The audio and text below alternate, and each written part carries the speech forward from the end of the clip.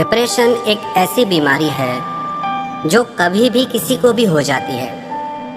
कई बार छोटे छोटे बच्चों को भी डिप्रेशन की बीमारी हो जाती है।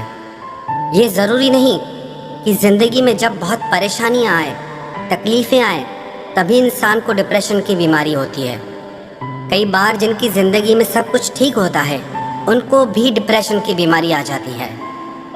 तो आइए समझते हैं कि इस बीमारी के लक्षण क्या हैं और इसके इलाज क्या हैं। डिप्रेशन अपने इनिशियल स्टेज में, मतलब अपने शुरुआती चरण में, लोगों को पता भी नहीं चलता है कि उन्हें डिप्रेशन हो गया है। इसका सबसे पहला लक्षण तो ये है निराशा, उदासी। जिन लोगों को डिप्रेशन की बीमारी होती है ना, वो हमेशा उदास रहते हैं, हमेशा निराश रहते हैं। उन्हें कोई चीज़ खुश नहीं कर पाती। थोड़ी देर के लिए निराश होना, उदास होना मनुष्य का स्वभाव है, वो प्राकृतिक है। लेकिन कोई इंसान अपनी निराशा से, अपनी उदासी से बाहर ही ना आ पाए तो वो एक बीमारी का रूप ले लेती है। कोई खुशी का मौका, कोई खुशी की बात उसकी उदासी को दूर न कर पाए, उसकी निराशा को दूर न कर पाए, इसका मतलब उस इंसान को डिप्रेशन है। डिप्रेशन का एक दूसरा लक्षण ये है किसी काम में मन ना लगना। जिन लोगों को डिप्रेशन हो जाता है ना, उन लोगों को किसी काम में मन नहीं लगता, ना घर के काम में, ना अपनी पढ़ाई में, ना अपनी नौकरी में। उनका किसी काम में मन नहीं लगता। फिर ऐसे लोग कहते हैं कि ज़िंदगी में अब खुशी मिलनी ख़त्म सी हो गई है। ना अब हमें हमारे रिश्तों में खुशी मिलती है, ना काम में, ना पढ़ाई में, और ना ही घर पे हमें खुशी मिलती है। इसका और एक लक्षण ये भी है, जिस इंसान को डिप्रेशन होता है वो हमेशा खुद को थका हुआ और कमज़ोर महसूस करता है। कुछ करने की ताकत ही नहीं रहती, ना उसके मन में, ना उसके शरीर में। और या तो ऐसे होता है कि उसे भूख लगना ही बंद हो जाती है, जिसकी वजह से उसका वजन गिरना शुरू हो जाता है। और कुछ केसेस में ऐसा होता है कि कुछ लोगों को बहुत ज़्यादा भूख लगने लगती है, जिसकी वजह से वो बहुत ज़्यादा खाते हैं और उनका वजन बढ़ने लगता है। डिप्रेशन का असर आपकी नींद पे भी पड़ता है। कई लोगों को ठीक से नींद ही नहीं आती, बिस्तर पे लेटे हुए घंटों तक पर सो नहीं पाते, और नींद आने के बाद भी बार बार नींद टूटती रहती है। चैन की, सुकून की नींद नहीं ले पाते हैं। अब ये डिप्रेशन होता क्यों है? इसके दो कारण होते हैं। एक कारण तो ये है कि ब्रेन में कुछ केमिकल चेंजेस होते हैं, जिसकी वजह से लोगों को डिप्रेशन की बीमारी होती है। और दूसरा कारण ये है, कई लोगों की ज़िंदगी में ना कुछ नेगेटिव इंसिडेंट हो जाते हैं, कुछ दुखद घटना हो जाती है, कुछ उनके साथ बुरा हो जाता है, जिसको लेकर के उनका ज़िंदगी के लिए नज़रिया ही बदल जाता है। वो हर बात को नेगेटिवली लेने लगते हैं, नेगेटिवली सोचने लगते हैं, जिसकी वजह से वो डिप्रेशन में चले जाते हैं। और अब इसका इलाज क्या है? इसका एक इलाज तो ये है कि आप किसी साइकाइट्रिस्ट के पास जाएं और कुछ मेडिकेशन लें, दवाइयाँ लें, जिससे आपके ब्रेन के केमिकल्स बैलेंस हो जाएं। पर मैं उसे सही और इफ़ेक्टिव रास्ता नहीं मानता हूँ। मैं आपको ये 7 बातें बता रहा हूँ जिससे आप बिना मेडिकेशन के डिप्रेशन से बाहर आ सकते हैं और एक खुशहाल ज़िंदगी जी सकते हैं। सबसे पहले तो आप अपनी ज़िंदगी में कुछ गोल सेट करें। जब भी आप रोज़ सुबह को उठें तो वो गोल्स आपको ज़िंदगी जीने का मकसद दें, खुशी दें। और आप छोटे छोटे गोल चुनें, ऐसे गोल चुनें जिन्हें आप कंट्रोल कर सकें, जिन्हें आप आसानी से मैनेज कर सकें, और जो रियलिस्टिक हों, काल्पनिक ना हो। आप उन्हीं गोल्स को चुनें जो आपके लिए आसान हो। और ऐसे गोल्स को करने से आपके भीतर एक कॉन्फिडेंस पैदा होता है, जिससे आपके मन की शक्ति बढ़ने लगती है।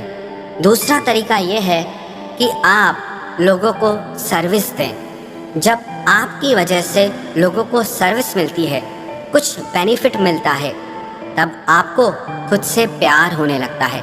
डिप्रेशन क्या है? डिप्रेशन का मरीज खुद से प्यार नहीं करता है, वो खुद को पसंद ही नहीं करता है। लेकिन जब आपकी वजह से दूसरे लोगों की ज़िंदगी में खुशियाँ आती हैं, बेनिफिट्स होता है, तो उससे आप खुद को प्यार करने लगते हैं, आप खुद को अच्छा महसूस करने लगते हैं। और तीसरा काम आप ये करें कि दिन में कम से कम 30 मिनट आप ऐसे काम के लिए निकालें जो काम आपको अच्छा लगता हो, जो आपकी हॉबी हो। चाहे म्यूज़िक सुनना हो, चाहे म्यूज़िक सीखना हो, चाहे डांस सीखना हो, चाहे गेम्स खेलना हो, चाहे किताबें पढ़ना हो। ज़रूरी नहीं कि हर चीज़ फाइनेंशियली हमारे लिए बेनिफिट हो। कई चीज़ें हमारे लिए फाइनेंशियली बेनिफिशियल नहीं होती है, पर मेंटली और इमोशनली हमारे लिए बहुत बेनिफिशियल होती है, हमें बहुत फ़ायदा पहुंचाती हैं। तो इसीलिए आप कम से कम दिन में 30 मिनट ऐसे निकालें जो काम आपको अच्छा लगता है। उन 30 मिनट में आप वो काम ज़रूर करें। चौथी बात जो बहुत ज़रूरी है, आप अपने दिमाग को ना पास्ट में दौड़ाएं ना फ्यूचर में दौड़ाएं। बार बार इस चीज़ की प्रैक्टिस करते रहें कि आपका माइंड, आपका मन प्रेजेंट में रहे, आप वर्तमान में रहें, आप वर्तमान से जुड़े रहें। आप जितना वर्तमान से जुड़े रहेंगे उतना आपका माइंड स्टेबल रहेगा, स्थिर रहेगा। जितना अपने दिमाग को पास्ट में या फ्यूचर में दौड़ाएंगे उतना आपका माइंड अनस्टेबल हो जाता है, अस्थिर हो जाता है। इसीलिए ये बहुत ज़रूरी है कि आप अपने मन को वर्तमान में लगा कर रखें। पांचवी बात,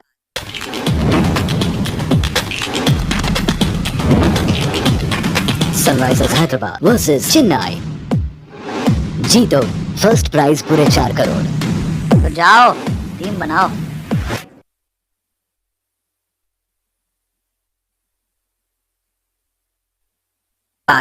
आप रोज एक्सरसाइज करें और अच्छा फूड खाएं, अच्छा खाना खाएं। जब आप रोज एक्सरसाइज करते हैं तो उससे आपका शरीर ठीक होने लगता है, और शरीर ठीक होने से उसका असर आपके मन पे भी आता है, आपका मन भी ठीक होने लगता है। और साथ में आप अच्छा भोजन खाएं, आप वो फूड खाएं जो आपकी फिजिकल हेल्थ के लिए, आपकी मेंटल हेल्थ के लिए अच्छा हो।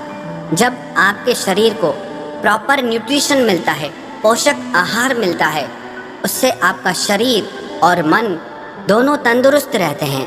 छठी बात, आप उन लोगों के संग में रहें, उन लोगों के साथ रहें जो आपको हमेशा आगे बढ़ने के लिए इंस्पायर करते हैं, जो आप में हमेशा कुछ अच्छा देखते हैं, जो आपको आगे बढ़ने में सपोर्ट करें, आगे ले जाएं, जो आपको पीछे खींचते हों, जो आपकी कमियां निकालते हों, जो आपको बुरा समझते हो।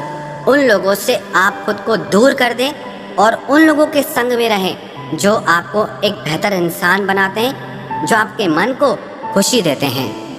सातवीं बात, आप अपने सोने का टाइम फिक्स कर लें। जो लोग ना कभी भी सोते हैं, कभी भी उठते हैं, उन लोगों को आगे चलकर कोई न कोई मानसिक बीमारी हो ही जाती है।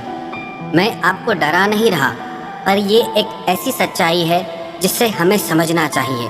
जो लोग रात को जल्दी सोते हैं, सुबह को जल्दी उठते हैं, वो शारीरिक और मानसिक रूप से देर से सोने वाले और देर से उठने वालों की तुलना में ज़्यादा स्वस्थ होते हैं, मन से भी और तन से भी।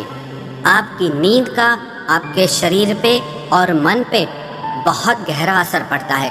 इसीलिए ये बहुत ज़रूरी है कि आप टाइम फिक्स करें, अपने सोने का भी और अपने उठने का भी। अगर ये सातों बातें आप रेगुलरली फॉलो करेंगे, नियमित रूप से इनका पालन करेंगे, तो विश्वास रखना, बिना किसी मेडिकेशन के, बिना किसी दवाई के आप डिप्रेशन से बाहर आ जाएंगे। आप ज़्यादा बेहतर और खुशहाल जीवन जी सकेंगे। और एक बात मैं बताना चाहता हूँ, वैसे तो मेडिटेशन बहुत अच्छा है, लेकिन जो डिप्रेशन के सीरियस मरीज हैं उनको मेडिटेशन नहीं करना चाहिए, क्योंकि उनका माइंड ऑलरेडी अनस्टेबल है, जिसकी वजह से मेडिटेशन उनके लिए अच्छा साबित नहीं होगा। हाँ, अगर कोई इनिशियल स्टेज पे है, शुरुआती स्टेज पे ही है, तो वो ध्यान कर सकते हैं।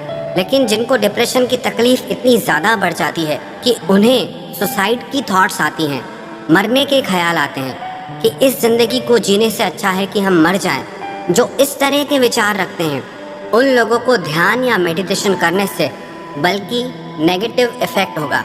लेकिन नॉर्मली हर इंसान को मेडिटेशन ज़रूर करना चाहिए। उसके काउंटलेस फ़ायदे हैं, बहुत ज़्यादा फ़ायदे होते हैं आपको उससे। सिर्फ डिप्रेशन के सीरियस मरीजों को छोड़ के हर इंसान को मेडिटेशन ज़रूर करना चाहिए, ताकि इस तरह की कोई भी मानसिक बीमारी आपको जिंदगी में कभी भी ना लगे। जो लोग इन छोटी छोटी बातों को अपनी लाइफ स्टाइल बना लेते हैं, अपनी जिंदगी का ऐसा हिस्सा बना लेते हैं जो उनसे कभी अलग नहीं होता, ऐसे लोग दूसरे लोगों की तुलना में ज़्यादा बेहतर और खुशहाल जिंदगी जीते हैं।